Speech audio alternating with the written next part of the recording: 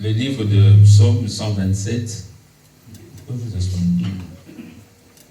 Psaume 127, on prendra seulement le verset premier. Si l'Éternel ne bâtit la maison, celui qui bâtit travaille en vain.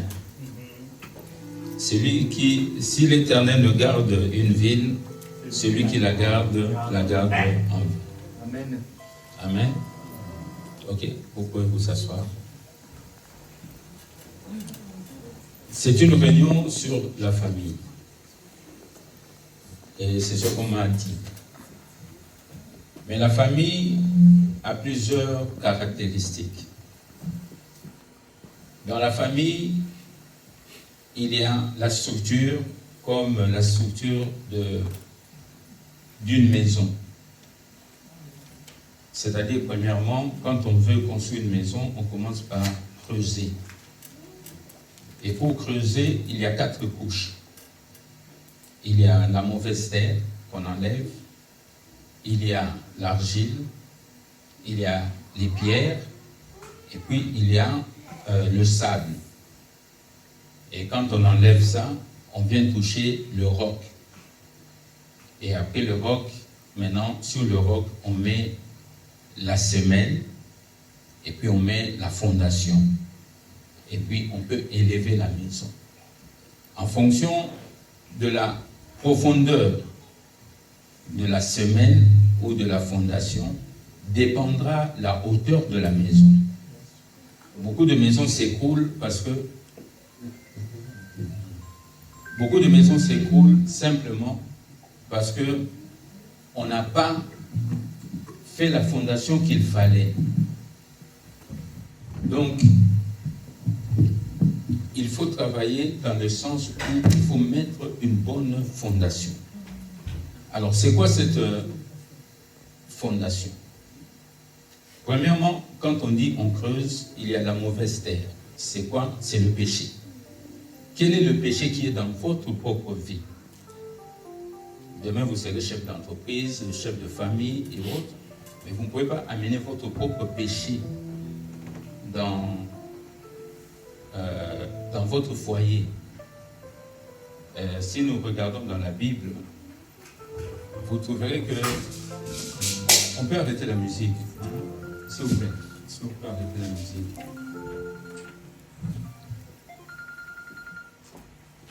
On regarde dans la Bible, il y a eu l'histoire d'Abraham. Peut-être beaucoup n'ont jamais analysé ça.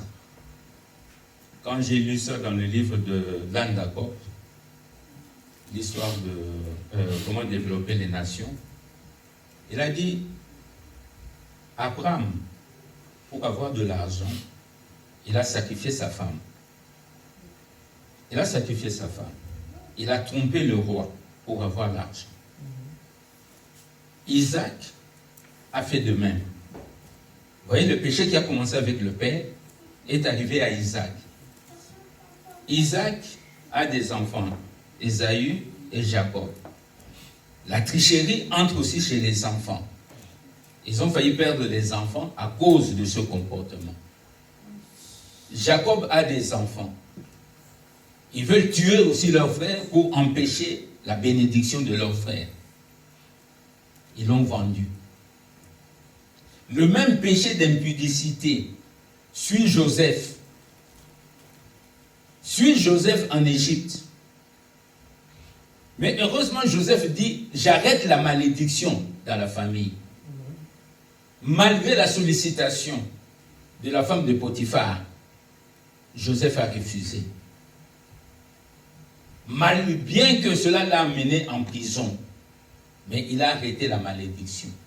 Du fait qu'il a arrêté la malédiction, il a pu permettre la bénédiction d'arriver, parce que c'est lui maintenant qui va sauver la famille.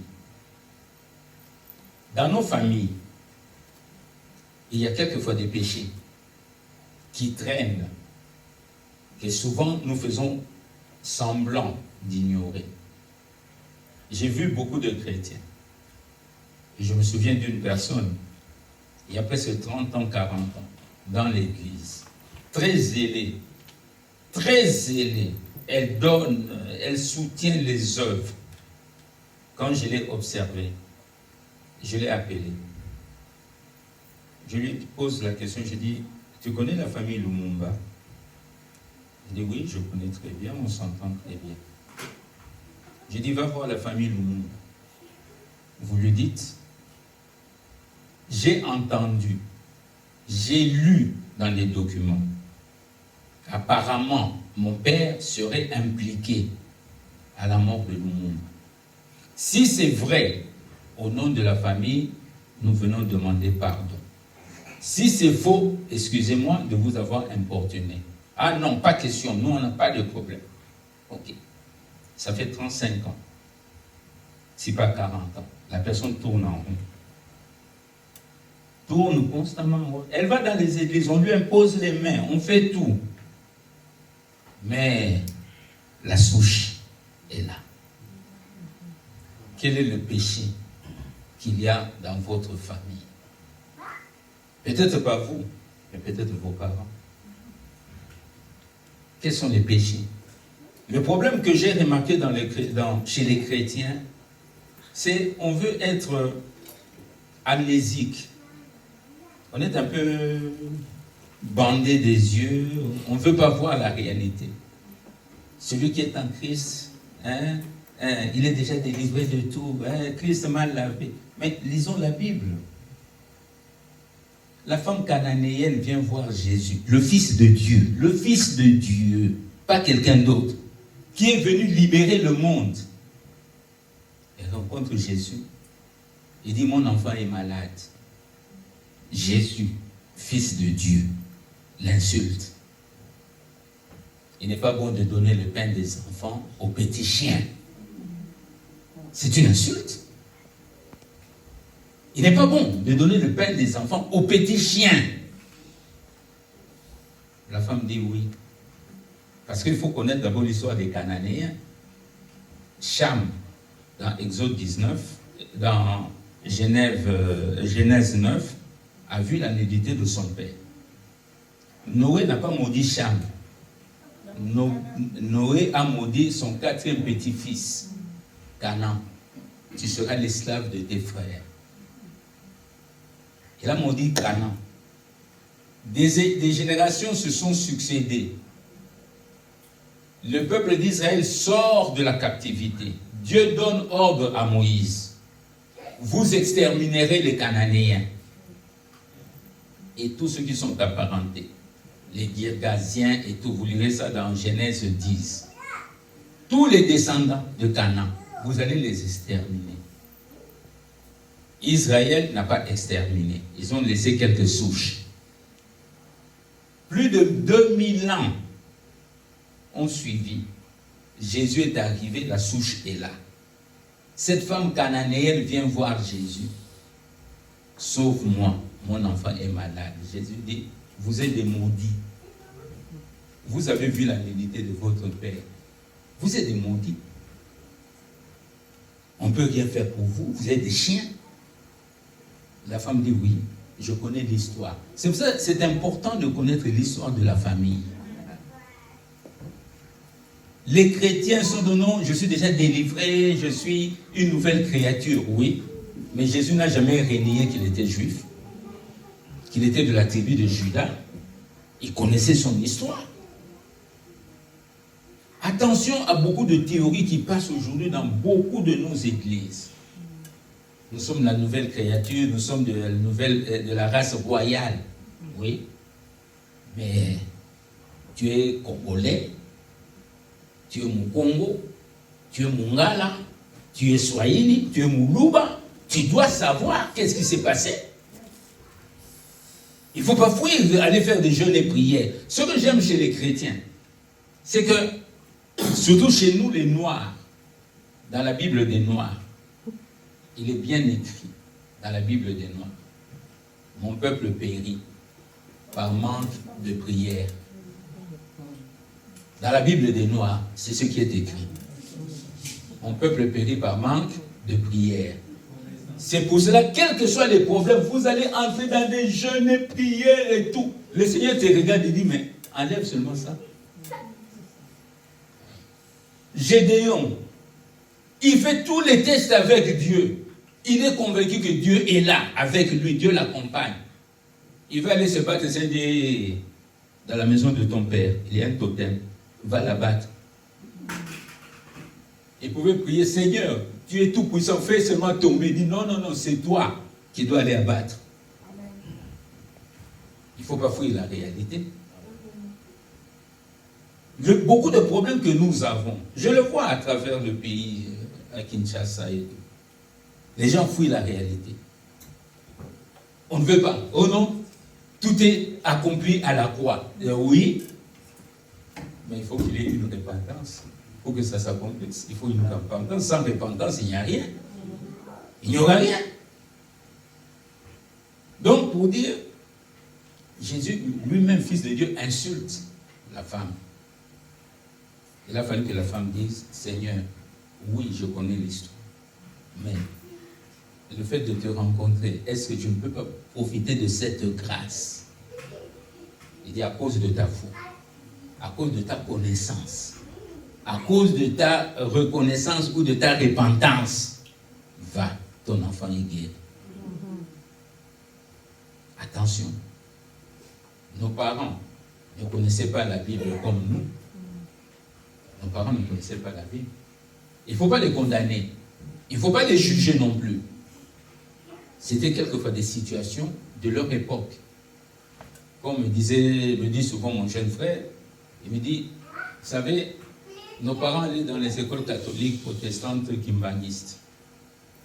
Quand ils rentrent au village, voilà que à un moment donné, l'oncle leur dit, il faut arroser le champ, parce qu'il ne pleut pas. Ils regardent le champ, c'est 1 hectare. 1 hectare, c'est 100 mètres sur 100. On parle souvent d'hectares, mais le jour où je suis allé voir le champ qu'on faisait, j'avais demandé qu'on laboure 1 hectare. Et quand j'arrive, je regarde, je dis, tiens, ce tractoriste était gentil. Il vous a fait 2 hectares. Il dit, non, patron, c'est 1 hectare. Donc, moi-même, je ne visualisais pas c'était quoi 1 hectare.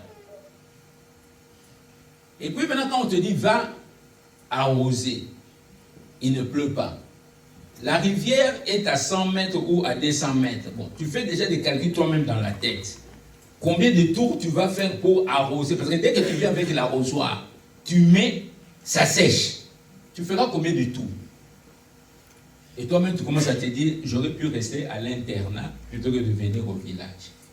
Eux aussi, ils ont compris ton embarras. Ils ont déjà compris que tu es en train de t'interroger comment faire pour arroser. Et après, ils te disent, bon, écoutez, peut-être que Dieu peut nous aider. Prenez telle feuille, telle feuille, mélangez, mettez de l'eau et jetez. Peut-être que Dieu va nous aider. Tu appliques, quand tu jettes, il se met à pleuvoir. Toi-même, chrétien rempli du Saint-Esprit, tu dis, ah, Seigneur, merci de m'avoir aidé. Et tu oublies que tu es déjà initié.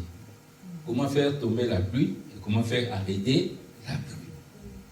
Il ne faut pas condamner nos parents. C'est pour ça que quelquefois vous allez leur parler, papa, il faut accepter le Seigneur. Il te regarde et dit, oui, oui, oui, Dieu est puissant. Mais vous ne parlez pas du même Dieu. Lui te regarde et dit, oui, Dieu est puissant. Il te regarde et dit, oui, Dieu est puissant. Mais est-ce que toi, tu sais comment on devient fourmi pour sortir en Allemagne en quelques minutes? Mais vous ne parlez pas le même Dieu. Il ne faut pas les condamner. Ce n'est pas de leur faute. C'était leur environnement. Il ne faut pas les juger. Donc, il faut... Quel est le péché qu'il y a dans la famille? Il ne faut pas avoir peur de faire l'introspection de la famille. Il ne faut pas avoir peur. Si tu as peur, tu ne peux pas évoluer. Tu ne peux pas aller loin avec le Seigneur. Vous savez, toujours dans la Bible, ce père qui vient avec son enfant, il dit, Jésus dit, mais qu'est-ce qui se passe? Ah non, j'ai discuté avec tes disciples. Qu'est-ce qu'il y a? Non, mon enfant est malade, ils n'ont pas pu chasser le démon. Si toi tu peux, Jésus dit, oh, si je peux. Mais tout est possible à celui qui croit. Qu'est-ce que Jésus a voulu lui dire? Le Père dit, oui Seigneur, je crois, viens au secours de ma foi. Ça veut dire que le Père savait lui-même quelle était la cause de la maladie de son enfant. il le savait. Peut-être que là où il était parti, on lui a dit, le jour où tu parleras, tu vas mourir. Bon, maintenant, l'enfant est là malade. Jésus dit, mais si tu me fais confiance, il dit, là où je viens, c'est difficile que je te fasse confiance, mais il n'y a que toi qui peux m'aider à te faire confiance. Juste en ce moment, l'enfant tombe et l'enfant est délivré. Il y a des choses pour lesquelles nous, parents, nous devons confesser. Le pasteur Dallot, une fois, il était en train de prêcher à la Borne, à l'époque du pasteur Vernon, va nous raconter l'histoire d'un de ses amis avec qui ils ont grandi. À l'âge de 11 ans, cet enfant devient bossu. Et chaque année, cet enfant tombait gravement malade. Et puis, à l'âge de 18 ans, le papa gravement malade, sentant sa mort, réunit la famille, donne les dernières volontés, et puis il fait sortir tout le monde. Il garde le bossu. Mon fils, pardonne-moi. Pourquoi, papa? Papa se met à pleurer. Mon fils, pardonne-moi. Mais papa, qu'est-ce qu'il y a? Papa continue à pleurer. La bosse que tu as, c'est moi. C'est toi comment? Il dit, oui, tu vois, quand on était jeunes, on nous a amenés dans certaines maisons. Et dans ces maisons, on nous a dit de choisir la richesse, la gloire, tout ce que vous voulez. Mais il y aura juste des petits cas de maladie à la maison. Et le papa choisit. Et on ne sait pas si c'était avant le mariage, après le mariage, avant l'âge de 11 ans, on ne sait pas. Bref, subitement l'enfant devient bossu.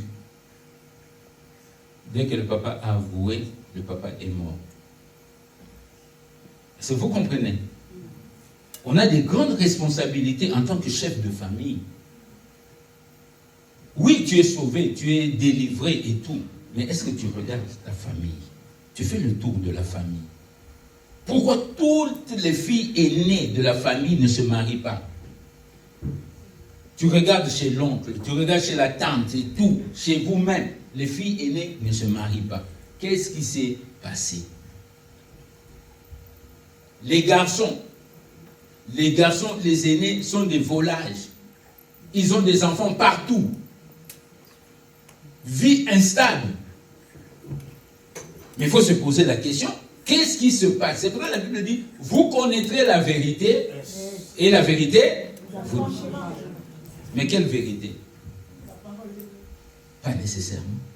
Qu'est-ce que tu as vu? C'est ça la vérité. Nous prions, oui, mais quand tu regardes la famille, tu te dis, hey, regarde là-bas, tu découvres la vérité.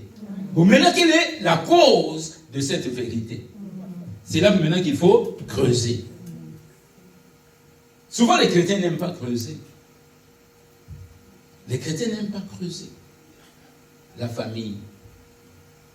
Donc, il y a le péché qui peut aller de génération en génération. Je ne vous dis pas qu'il faut toujours aller creuser, non. Soyez lucide, ok?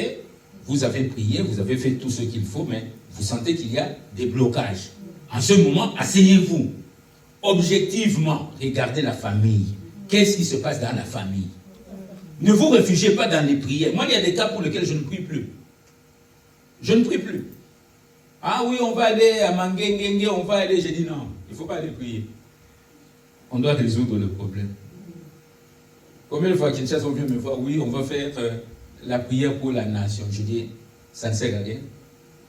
Mais non, Dieu va faire. Je dis, ça ne sert à rien. On n'a pas besoin de prier pour le pays. Il dit, pourquoi? Je dis, mais est-ce que vous avez fait l'état des lieux? On va aller prier où? Au stade de martyrs. Est-ce que vous connaissez l'histoire du stade de martyrs? Vous ne connaissez pas. Et vous voulez aller prier là-bas, pourquoi?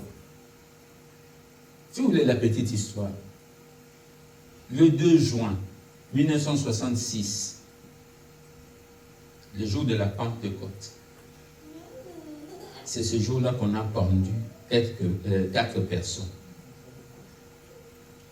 Le jour de la Pentecôte, le jour où le Saint-Esprit doit descendre dans une nation, c'est ce jour-là qu'on a pendu 4 personnes pour amener l'obscurité dans le pays. Et parmi les 4, il y avait un pasteur. Emmanuel Bamba. Emmanuel Bamba fut un pasteur. Moi, j'ai assisté à la pendaison. On a fait monter Anani, Kimba, et puis quand on fait monter Bamba, il est en train de louer le Seigneur. Dès qu'on l'a pendu, on met Mahamba, la terre a tremblé, il y a eu des tempêtes, le ciel s'est obscurci, tremblement de terre, bagaille, débandade. J'ai été là. À l'époque, on appelait ça la place Kultrana. Et c'est là où on a construit le stade des martyrs.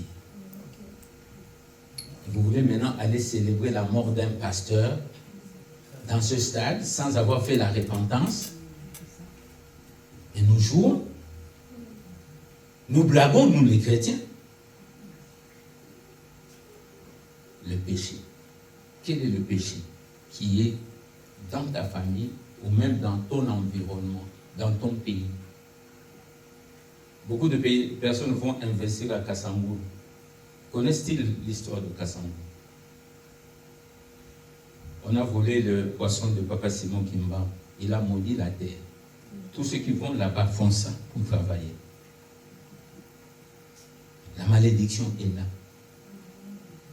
J'en ai parlé avec des chefs coutumiers qui reconnaissent ça. Je suis allé en Kamba, j'ai discuté avec le chef spirituel. Il reconnaît ça. Moi, je teste tout. Je ne suis pas là pour faire simplement de... oh, le Seigneur a dit non, non, non. Je vérifie tout. Bref, nous sommes dans le processus pour essayer de régler ce problème. Donc, quel est le péché? Quel est le péché qui frappe la famille? Vous devez savoir. Aujourd'hui, nous devenons tous des parents. Nous tous, nous devenons des parents. C'est-à-dire, on devient des chefs coutumiers. Les gens peurent toujours quand on parle chef coutumier, les gens commencent à trembler, oh, la sorcellerie. Non. Être chef coutumier, ça ne veut pas dire être sorcier. Être chef coutumier, tu es le garant de la coutume de la famille. Si votre père, avant de mourir, vous a dit « N'épousez pas dans telle famille », vous devenez le garant de cette parole qui a été prononcée. Vous êtes chef de cette coutume. Être chef coutumier ne veut pas dire être sorcier. Ça n'a rien à voir. Oui, nous savons qu'il y a des pratiques. Mais tu peux être chef coutumier sans passer par des pratiques. L'autorité que vous avez du Saint-Esprit vous établit. Moi, je suis avec des chefs coutumiers. Si vous me voyez à Kinshasa avec les chefs coutumiers, vous allez douter de moi. Vous allez dire, ce monsieur, il y a quelque chose d'anormal dans sa vie. Et j'aimerais vous dire, quand je suis avec eux, pendant qu'on parle, moi je prie et je sens qu'ils sont en train de faire leurs histoires. Mais on est en train de rigoler. On rigole. Moi je prie intérieurement, mais on rigole. À un moment donné, le chef se met à genoux. Pardon. Les gens viennent, oh, toi pourquoi le chef s'est mis à genoux? J'ai dit, vous alliez tous mourir en route. Et pourquoi il s'est mis à genoux? Parce qu'il sait que je sais. Il y a quelques jours, on a fait la pierre tombale de ma mère. Les chefs étaient là, les chefs coutumiers. Ma fille est venue m'appeler, ah, les chefs veulent te voir. Je suis allé. Aucun d'eux n'a bougé. Aucun d'eux n'a bougé. Je suis sorti, après j'ai dit à ma fille, j'ai dit, tu les as vus remuer la tête? Parce que je connais mon autorité. Je connais mon autorité. Et ils savent. Il y a un qui avait voulu un jour faire tous ces simagrées. Ah, je vais invoquer des ancêtres. Je dis, calme-toi. Ah, j'ai dit, calme-toi. Et continue à faire. Je dis, ah, tu veux invoquer tes ancêtres? Je vais t'apprendre maintenant que moi je suis chef. Allez, invoque maintenant tes ancêtres. Et tu vas voir ce qui va se passer. Oh non, j'ai dit, invoque. J'ai dit, blaguez avec les autres, mais pas avec moi. Parce que je suis chef. Christ m'a oint. Je suis chef. Ne vendez pas votre autorité spirituelle. Donc, il y a le péché. Quel est le péché qui est dans la famille? Et deuxième point, il y a des blessures intérieures. Quelles sont les blessures? Il y a eu peut-être des problèmes de divorce dans la famille. Il y a eu des problèmes de décès. On a perdu peut-être les parents très tôt. Et ça se répercute avec vos enfants. Parce que l'affection que vous n'avez pas eue, vous le reproduisez auprès des enfants. Je le vois chez beaucoup d'amis que je connais. Par leur attitude, je sais. Parce que je connais l'histoire, je sais qu'ils souffrent encore de blessures intérieures. Et quelquefois, je leur dis, écoutez, tu n'as pas encore pleuré ton père.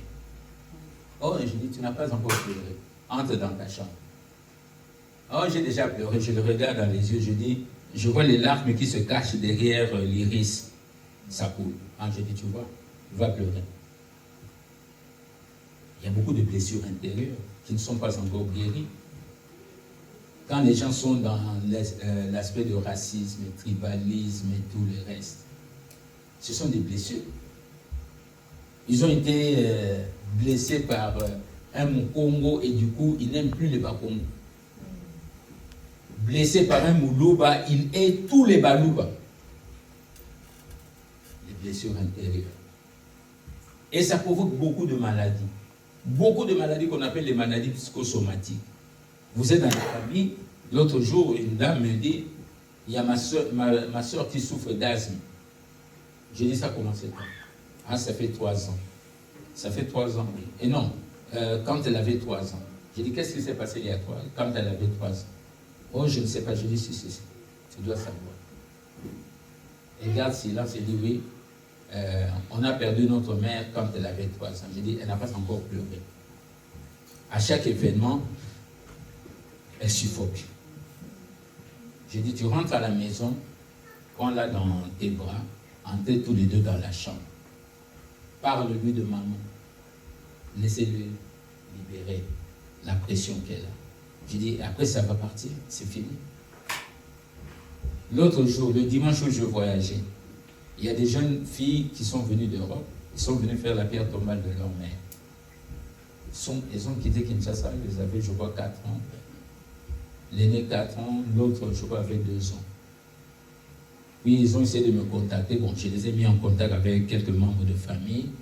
Ils ont mis l'argent, ils ont payé le billet pour venir faire la pierre tombale de leur mère. Je les ai accompagnés. Alors, au moment du dévoilement, je dis à l'aîné, c'est toi qui dévoiles la pierre. Quand elle a ouvert, pendant quelques minutes, elle regardait, puis elle s'est effondrée en larmes. Les gens, je dis, c'est là. Toutes les blessures devaient sortir. Et à la fin, quand elle a terminé, on est sorti du cimetière. J'ai dit, ça va mieux. Il dit, maintenant, je me sens mieux.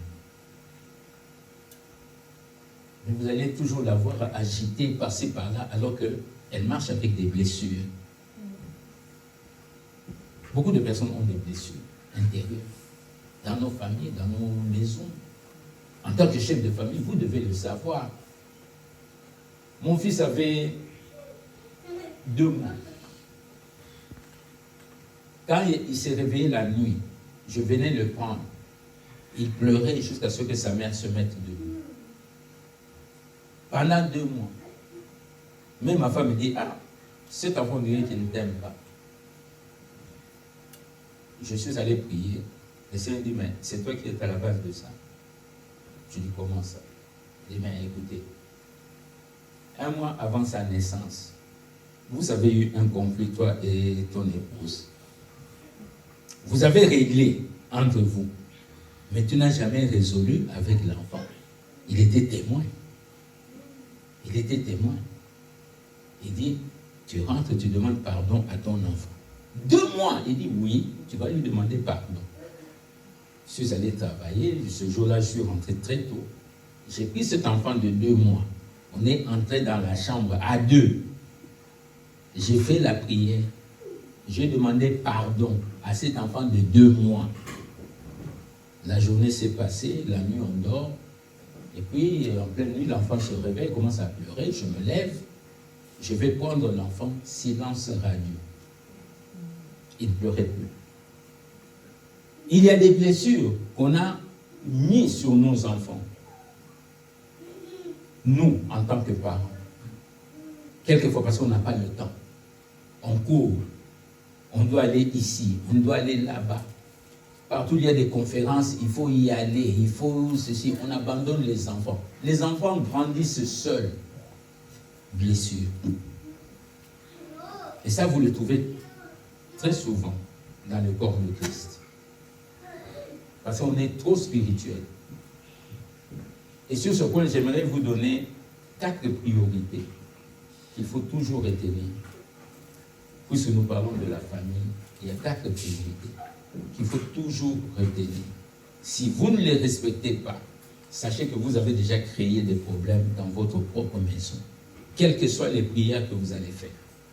Première priorité, c'est votre intimité personnelle avec Dieu. Apprenez à vous lever tôt et d'être seul devant le Seigneur. Méditez la parole de Dieu. Priez, louez le Seigneur. Seul, une journée à 24 heures. Donc, la dîme de 24 heures, c'est 2h24 minutes. Où vous êtes censé être seul devant Dieu. C'est là où Dieu va vous parler.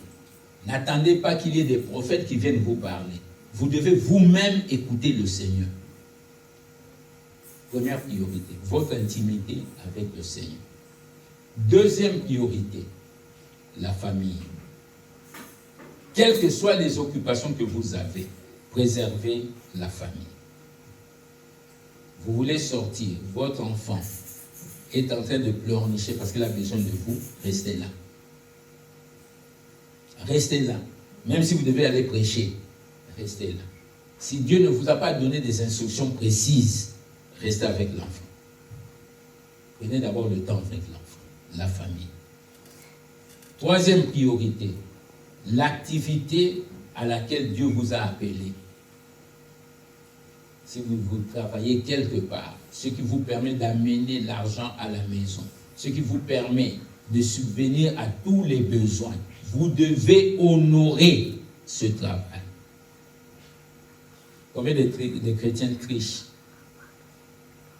Il est l'heure du travail ou non? On a dévotion matinale, on a intercession à 14h. Dès j'arrive, je vais déposer un courrier. Il va à la prière. Vous volez et Dieu est votre chef d'entreprise. Dieu ne peut pas vous bénir. Vous avez triché. Quatrième priorité. Après le travail. Maintenant, vous pouvez venir à l'église. Servir Dieu. Mais vous ne pouvez pas négliger les 3 premières priorités. C'est ce qui fait que dans les pays gréco-latins, Espagne, Portugal, France, la Wallonie, l'Italie, la Grèce, ce sont les pays les plus pauvres en Europe. Vous ne les trouvez pas parmi les 10 pays les plus riches. Allez regarder les statistiques. Ce sont les pays les plus pauvres. Parce que dans ces pays, papa est Nzalesili. On attend tout d'un papa. On attend tout. La personne ne prend jamais l'initiative de créer quelque chose. C'est toujours papa qui doit faire pour vous. Tandis que dans les pays nordiques, je prie et je transforme mon environnement. Je n'ai pas besoin du président de la République. Je fais ce que je dois faire. Et c'est le président de la République qui doit entrer dans mon processus. À moins qu'il me convainque que ce que je fais est mauvais. Mais sinon, c'est le président qui doit le faire. Et d'ailleurs, dans les pays nordiques, quand vous avez un embouteillage, l'autorité qui essaie d'enfreindre, la loi ou le code, tu prends seulement la photo. Dans les minutes qui suivent, il doit démissionner. Il doit démissionner. Vous faites la file parce que vous devez aller prendre le repas. Lui vient, il passe tout le monde. On prend seulement la photo. Il démissionne. Tu n'es qu'un serviteur, tu dois pas t'organiser pour arriver à temps.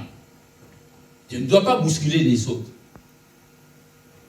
Donc, le travail.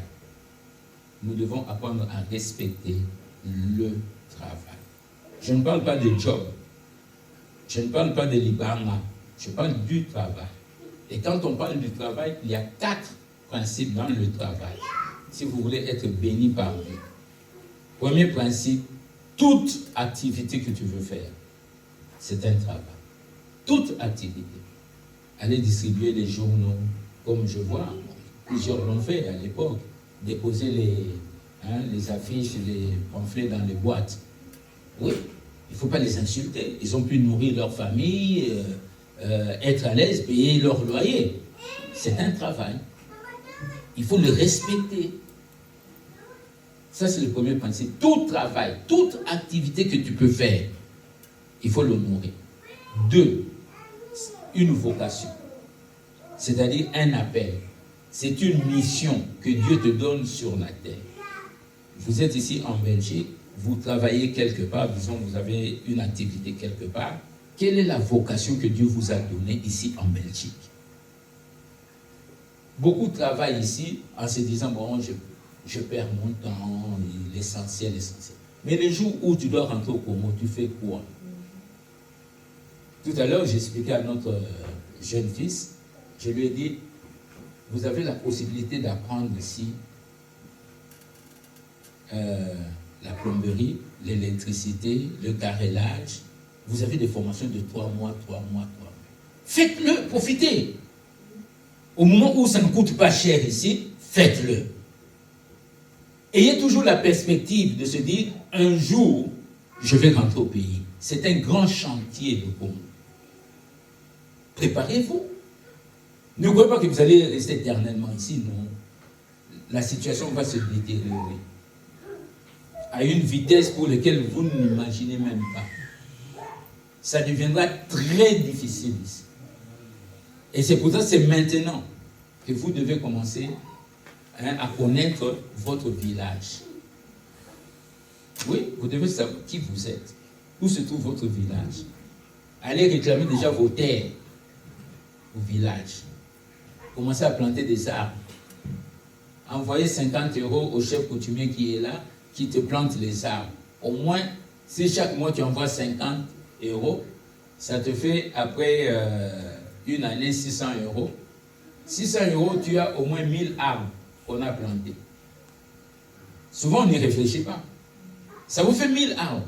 Si ce sont des safoutiers qu'on a plantés, à chaque production, un safoutier vous donne minimum 200 $. Alors imaginez maintenant que si vous en avez 1000. Vous cherchez, oh, je ne me bats pour la sécurité sociale ici. Mais vous avez une sécurité sociale chez vous là-bas, qui ne va pas se perdre. Parce que la sécurité sociale ici est en faillite. Si vous ne le savez pas, c'est en faillite. Et c'est soutenu par quoi? Par la planche à billets. On imprime pour vous donner de l'argent. Il n'y a aucune activité qui produit de l'argent aujourd'hui. Les entreprises qui étaient ici, délocalisées en Chine, quelles sont les entreprises qui apportent encore l'argent? Il n'y a pas d'argent. L'argent qu'on vous donne maintenant, c'est quoi? Les impôts.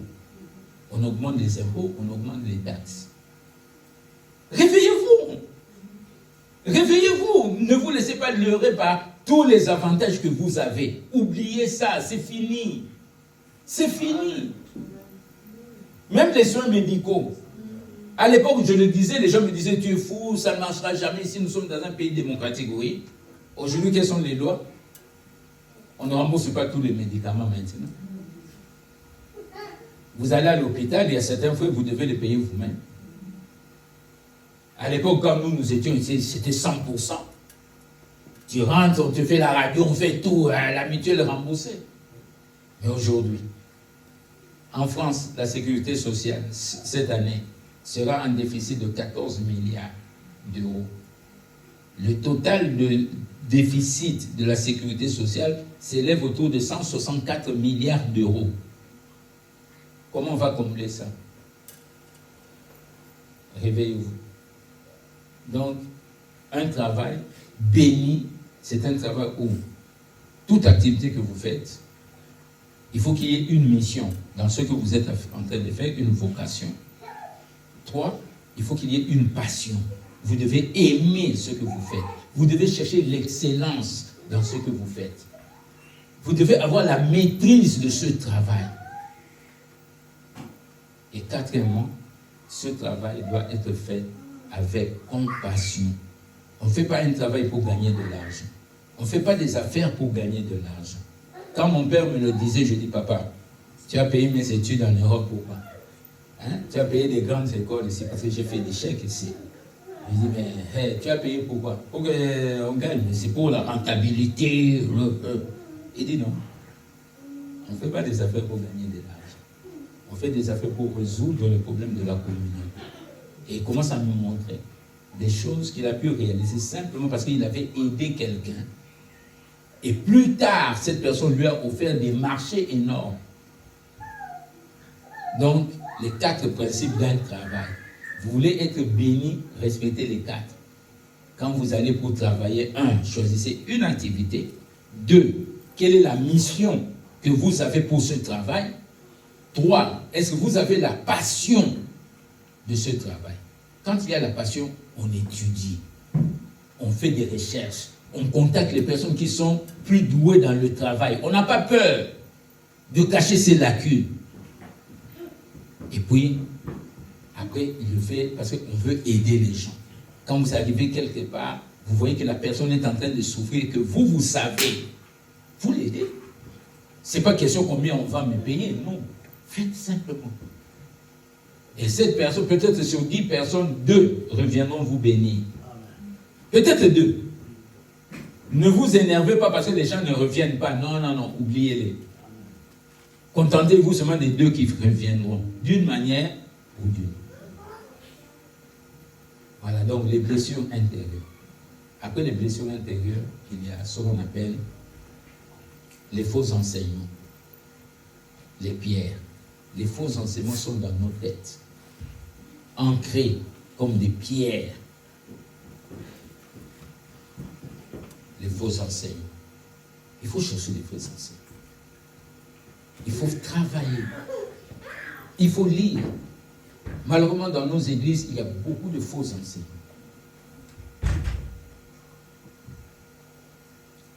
Cherchez d'abord le royaume des cieux, hein, et tout le reste vous sera donné. Et les gens ne travaillent plus. Ah non, je cherche Dieu. Moi aussi, j'étais tombé dans ce piège. Jusqu'à ce que mon père m'a fait asseoir, il dit, comment tu vas aider les veuves et les orphelins si tu passes ton temps seulement à prier et que tu ne travailles pas? Tu dois créer la richesse. Quand tu acceptes Jésus, tu ne seras jamais pauvre. Qui a dit ça? Qui nous a dit ça? C'est un mensonge. C'est un mensonge. Tu peux connaître le Seigneur et traverser les moments les plus difficiles. Et tu te poses même la question, pourquoi tu pries? J'ai connu ça. J'ai connu ça. Tu vas au marché. Le Seigneur me dit, tu vas traverser des moments difficiles, mais tu te tais. Même pas ta femme doit être au courant. Je dois aller acheter du pain et du sel et du sucre pour les enfants. Je n'avais que 4 francs. Tout ce que je dois acheter, c'est 6 francs à l'époque. Tu regardes le petit qui vend, quelqu'un qui n'a pas étudié comme moi. Tu regardes, il tient toute une botte d'argent comme ça. Tu regardes comme si pour dire, petit, est-ce que tu peux me donner une lettre? Oui, il faut passer par là. Il y a des gens qui parlent de Dieu et qui n'ont jamais vécu Dieu. C'est pour ça qu'il y a trop de théories. Tu as des problèmes. Non, prie seulement Dieu. Non. Non, non, il y a des choses pour lesquelles il ne faut pas prier. Aidez-le seulement. Il traverse la vallée de l'ombre de la mort. Il faut l'aider. Beaucoup de personnes n'ont jamais traversé la vallée de l'ombre de la mort. Moi, quelquefois, quand j'écoute les gens parler, je regarde, je dis, il n'est pas encore passé par la vallée de l'ombre de la mort. C'est pour ça qu'il parle de Dieu avec tant d'arrogance. Vous savez, Dieu, mon frère, si ton Dieu est mort et c'est le mien, moi, tu regardes et dis, ok, attendons quand il va traverser la vallée de l'ombre de la mort. Oui, j'ai traversé des moments très difficiles. Vous imaginez, tu viens ici en Europe, tu n'as pas de fonds, tu n'as rien. Mais le Seigneur te dit, va en Europe. Je dois quitter des endroits, donc je devais faire le calcul. Vous voyez ici, à la gare du Midi, il y a un hôtel, je vois, Hôtel France, hein? Hôtel France ou Hôtel Midi, quelque part. Je vois l'un d'eux. J'arrive pour dormir. On me dit, la chambre est à 35 francs, 35 euros. Je fais mes calculs, je dis 35 euros, ça ne suffira pas. Je ne pourrais pas rester longtemps. J'ai dit au monsieur, je dis 35 euros, c'est pas possible. Moi, je prends à 25. Il dit, monsieur, c'est 35. Je dis, oui, j'ai entendu, mais moi, j'ai 25. Le monsieur me dit, mais monsieur, c'est 35. Je dis, oui, oui, j'ai entendu, mais moi, je n'ai que 25. Il me regarde, et puis il dit, ok, nous avons une chambre à 25. C'était une pièce, de là, je crois, jusqu'ici. Ok? Juste le lit, et mettre la valise sous le lit, et un petit lavabo. Toilette et autres dehors. Eh oui. Eh oui. Et là, j'avais les calculs de 1 euro par jour de transport. 1 euro. Donc, quand je devais sortir, je devais bien planifier mes déplacements. Alors, je me souviens même une fois, je devais aller, je ne sais plus où. J'ai fait le calcul, là-bas, ça devait me prendre 30 minutes de négociation. J'ai dit, si je prends le métro, le billet va être périmé. Je ne pourrai pas terminer les autres courses. J'ai commencé à partir à pied. À l'époque, on n'avait pas ce genre de chaussures. Quand tu vas à un rendez-vous, chaussures en cuir, parce qu'on doit... Hein, les pieds gelés. J'entre dans l'épicerie, je dois acheter que les pains au lait avec les demi-litres de lait que tu prends en route. Ok? Et puis quand tu... Donc je fais presque, je crois, 3 ou 4 kilomètres. En plein hiver. Donc quand j'arrive devant le bâtiment, j'entre dans le premier hall. Hein? Je ne sonne pas encore. Les pieds sont gelés. Je commence à taper. Le temps de dégeler les pieds pour entrer. Et quand je termine la réunion, quand je viens maintenant, je sais que j'ai 4 courses à faire. Je programme. Même si tu m'appelais en route, je ne m'arrêtais pas. Donc, dès que j'ai pointé, je sais que je vais là-bas, je fais 5 minutes. Je vais là-bas, je fais 4 minutes. Quand je termine le tour, je suis déjà à la gare du Midi.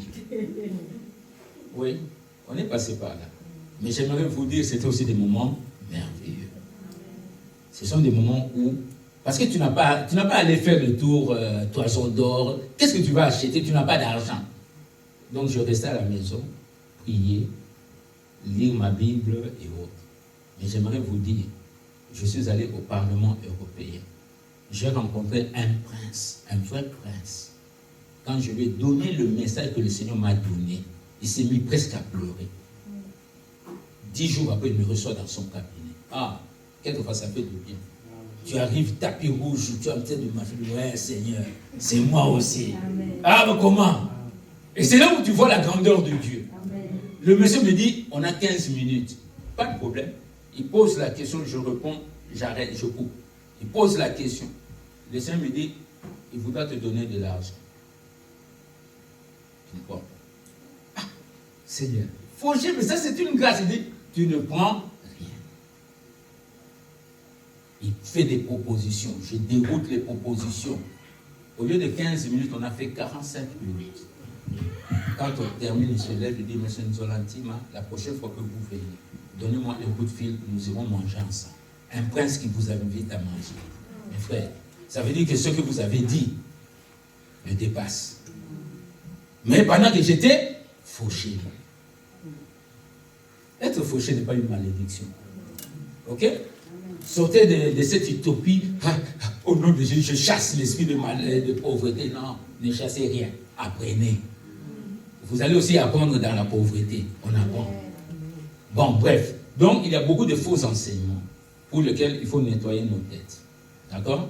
Et puis, il ne faut pas toujours s'approcher. 4e point, le sable. Donc, ne jamais s'approcher à des privilèges, à certains avantages. Il faut apprendre à lâcher. Quelquefois, il y a des choses qui ne marchent pas, lâche.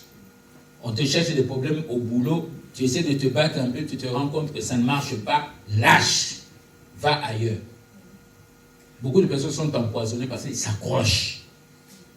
sort. Ok? Et quand vous avez nettoyé les 4 couches, c'est dans ce moment que maintenant vous mettez la semelle. La semelle, c'est quoi? Les dons du Saint-Esprit. Tout chrétien, je dis bien tout chrétien que vous êtes, vous devez avoir les 9 dons de l'Esprit. Vous devez les manifester. Je dis bien tout chrétien. Moi, je les ai expérimentés. Les 9 dons. C'est pour ça que j'en parle. Si vous n'avez pas encore expérimenté, rentrez à la maison, demandez au Seigneur. Vous devez expérimenter les 9 dons. Je dis bien les 9 dons. Pas des à peu près, hein? Clair. En 1998, le 9 septembre, le Seigneur me révèle à minuit.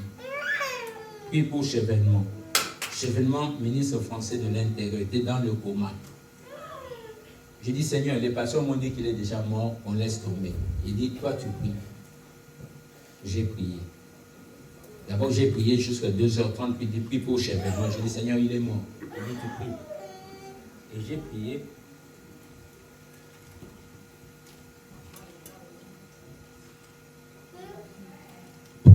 J'ai prié. Il dit écrit. Vous voyez Dieu, hein? Il dit écrit au ministère de l'Intérieur. 10 heures, j'appelle le ministère de l'Intérieur. J'ai dit, j'ai une correspondance pour Madame Chevènement. Voici le numéro de fax, envoie. J'envoie le message. Le 9. La journée du 9 s'écoule. Le 10, 18h, on est devant la télé, on regarde. Je vous donne des informations que vous pouvez vérifier. Communiqué médical. Nous sommes heureux de vous annoncer que le ministre Chevènement est sorti du coma.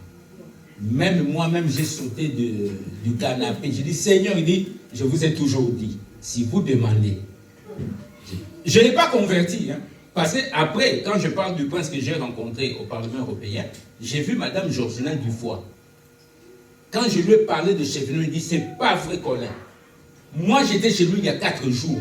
J'ai essayé de le convaincre d'accepter le Seigneur, il a refusé. Toi, tu avais prié. J'ai dit oui. Il dit, envoie-moi le fax. Et vous voyez maintenant comment Dieu travaille.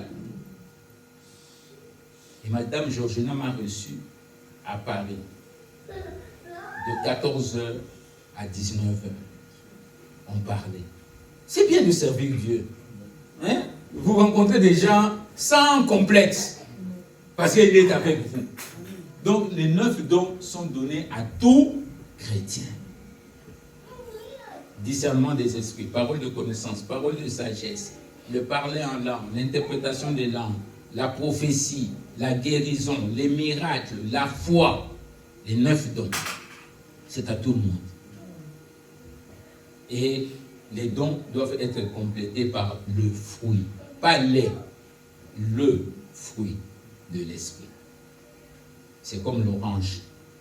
À l'intérieur, il y a plusieurs. Ok? Donc le fruit, la douceur, la bonté, la maîtrise de soi, l'humilité, la patience, tout. Donc quand quelqu'un fait des miracles au nom du Seigneur et qu'il manque le fruit, c'est anormal. Ça ne vient pas de Dieu. Quelqu'un peut faire des miracles. Ressusciter des morts, oui. Mais si il y a de l'orgueil dans ce qu'il fait ne vient pas de Dieu. Et après le fruit, maintenant, quelle est ta motivation? Pourquoi tu veux qu'il y ait des miracles? Pourquoi tu demandes à Dieu le miracle? Quelle est ta motivation? Tu cherches quoi?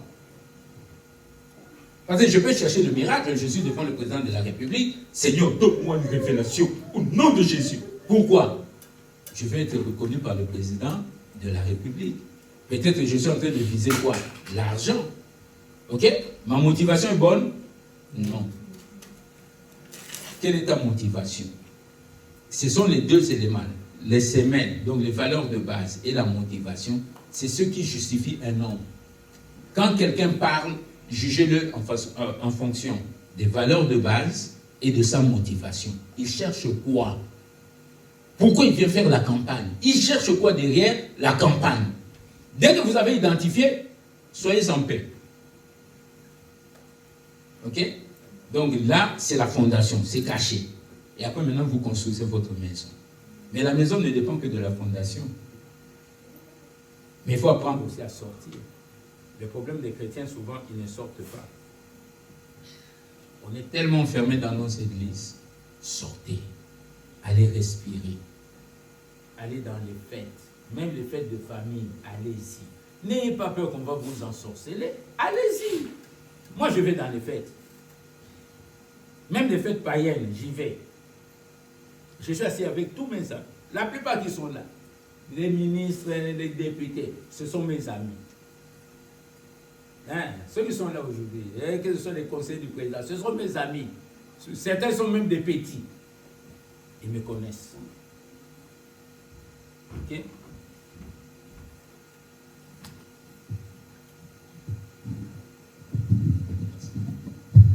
Ils me connaissent.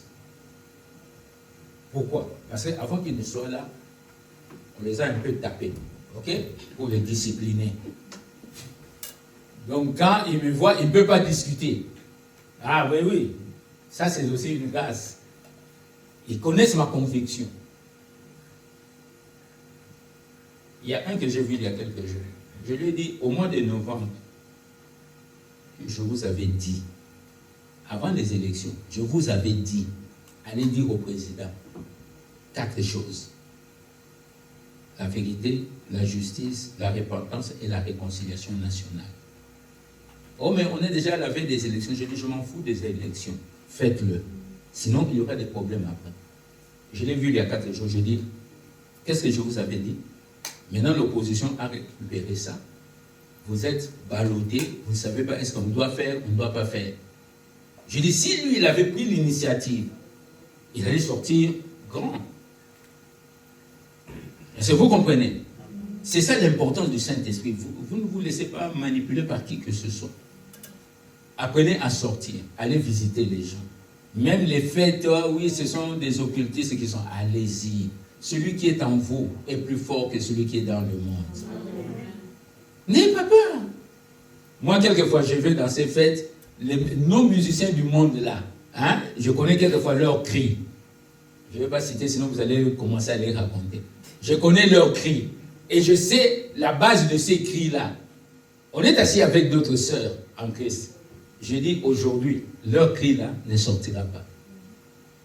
Il faut toujours avoir des témoins. Je dis, ça ne sortira pas. Aujourd'hui, comme on est là, ça ne sortira pas. Ils ont chanté, ils ont chanté. Quand ils arrivaient au cri, ils passaient à autre chose. Jusqu'à ce qu'on a terminé la soirée. L'autorité spirituelle. Ok? C'est donné à tout le monde. C'est donné. C'est un cadeau. Et après, quand vous avez bien bâti votre maison, il faut protéger la toiture. Votre toiture, c'est quoi? C'est la prière. Prenez du temps dans la prière. Ne passez pas toujours le temps dans les TikTok et tout le reste. Non, c'est une distraction. Prenez du temps, lisez la Bible. Que ce livre de la loi ne s'éloigne point de votre bouche. Méditez-le jour et nuit. Méditez la parole. Tout ce qui se passe aujourd'hui dans le monde se trouve dans la parole de Dieu. Tout. L'autre jour, je discute avec certains frères ici. Il me dit, mais comment tu arrives à rester stable dans tes convictions? Je dis, c'est très simple. J'ai étudié pendant des années, j'ai essayé d'identifier les vrais problèmes qui se passent dans le monde, quelles que soient les déclarations qu'on peut faire quelque part. Quelquefois, on me prend au dépourvu à Kinshasa. On me prend au dépourvu. Ah, pasteur Conan, c'est toi qui viens intervenir. Je me lève. Je n'ai pas besoin de commencer à parler en langue. Non. Je fais l'état des lieux, je sais déjà ceux qui sont là, qu'est-ce qu'il y a, et tout. Je fais mon intervention. Et c'est rare que ce soit en dehors de la réalité. C'est rare, parce que j'étudie ça tous les jours. Je vous donne juste un temps. Il y a tout un débat qui me chasse sur le ministre Moutamba, ok?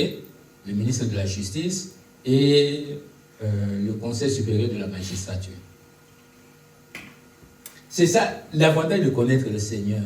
vous apprenez. Et les jours qui ont précédé, j'ai commencé à analyser. Je dis, mais tiens, c'est quoi le magistrat? Je vais dans le dictionnaire. Magistrat.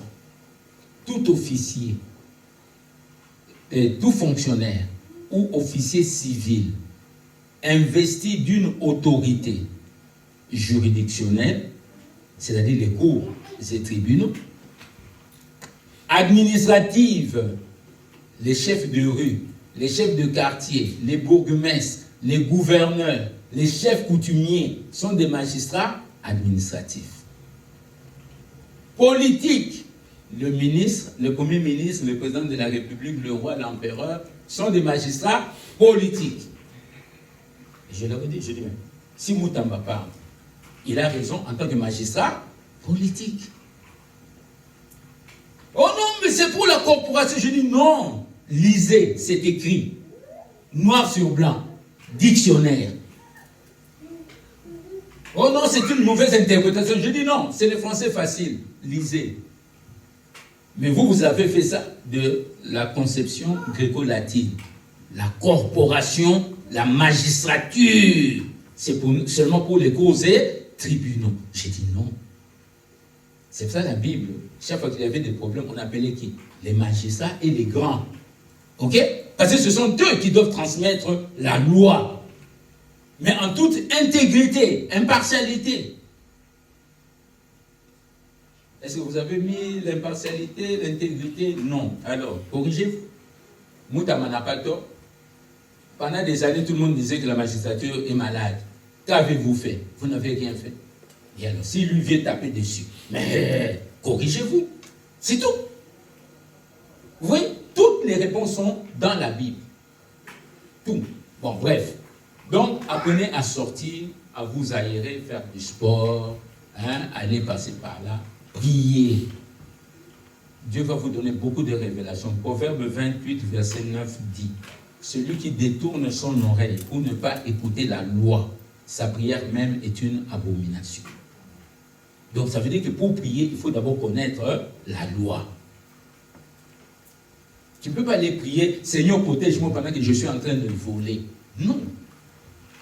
Et vous allez passer toute une nuit dans l'intercession. Au nom de Jésus, nous fermons les yeux du propriétaire qui ne nous voit pas quand on va voler. Mais vous perdez votre temps.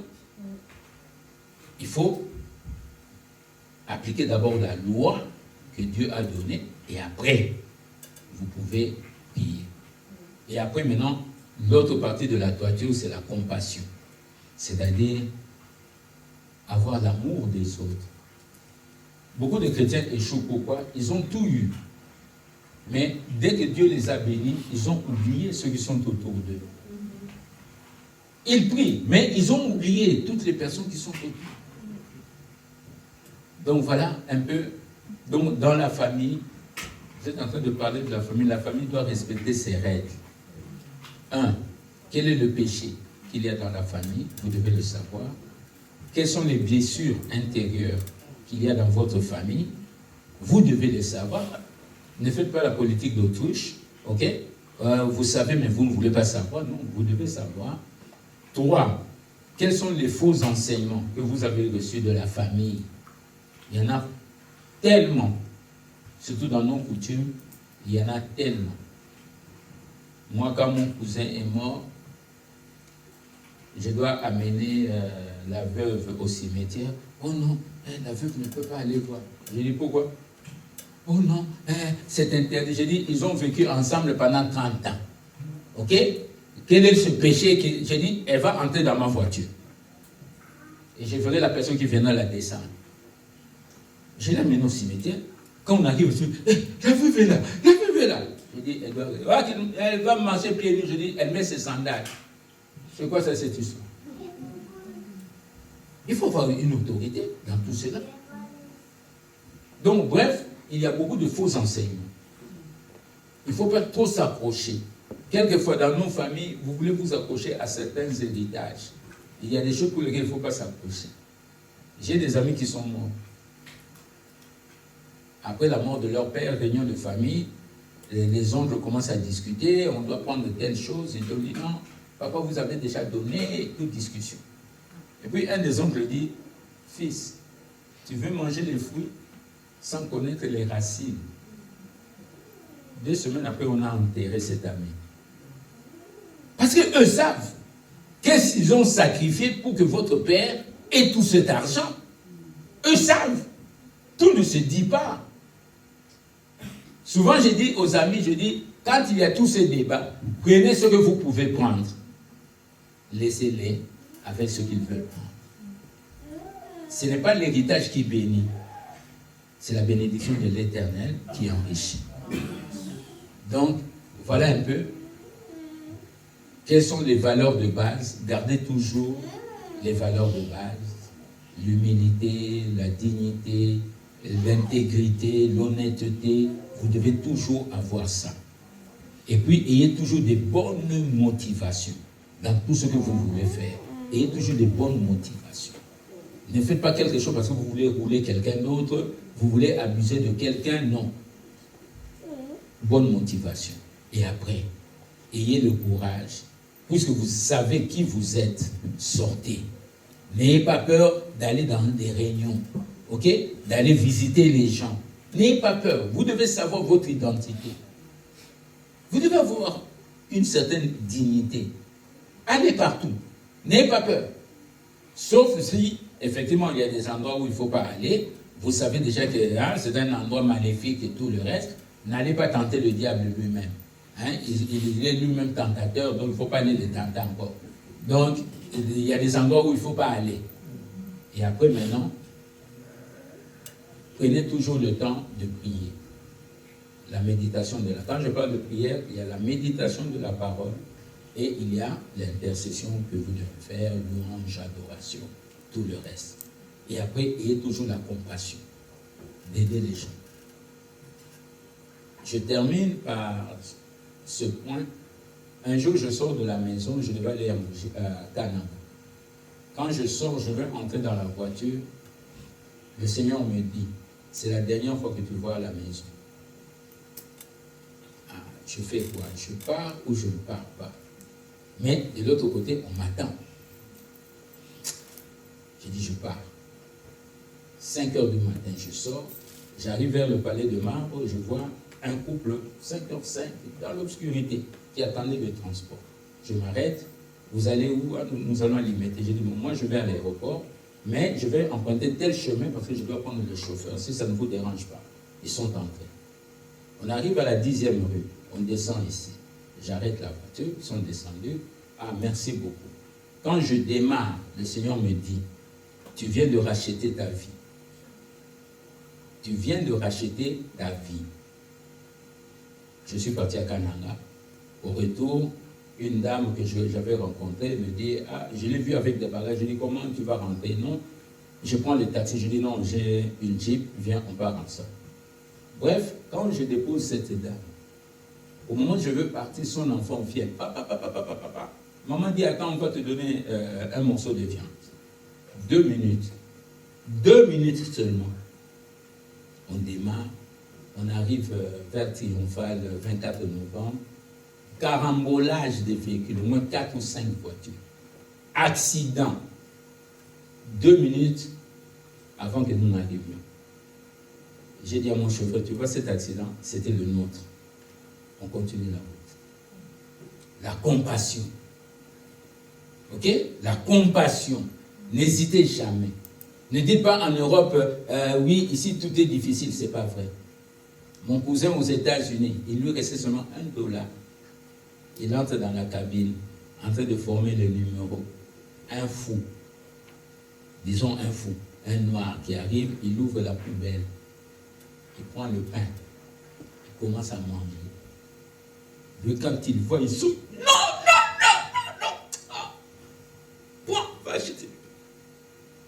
Le fou le regarde, le fou part. Je n'ai plus d'argent. C'est pas grave. Il commence à marcher. Il dit, Colin, j'ai vécu ça une fois et c'était la dernière fois.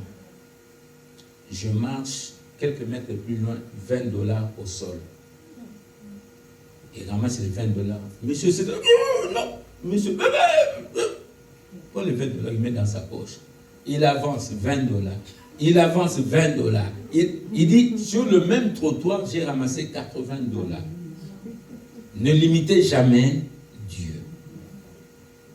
La famille, certaines bénédictions viendront de la compassion. Comment vous allez aider quelqu'un dans la rue? Et peut-être c'est Dieu lui-même que vous avez aidé et qui vient maintenant pour délivrer la famille de tous les problèmes auxquels vous étiez exposés. Ça va? Y a-t-il quelques questions? Et puis on clôture. Non? Ok, on va prier. Oui, oui. Merci beaucoup. Mais pour nous qui ont déjà acheté des terrains à Casamance, qu'est-ce qu'on peut faire? Vous viendrez me voir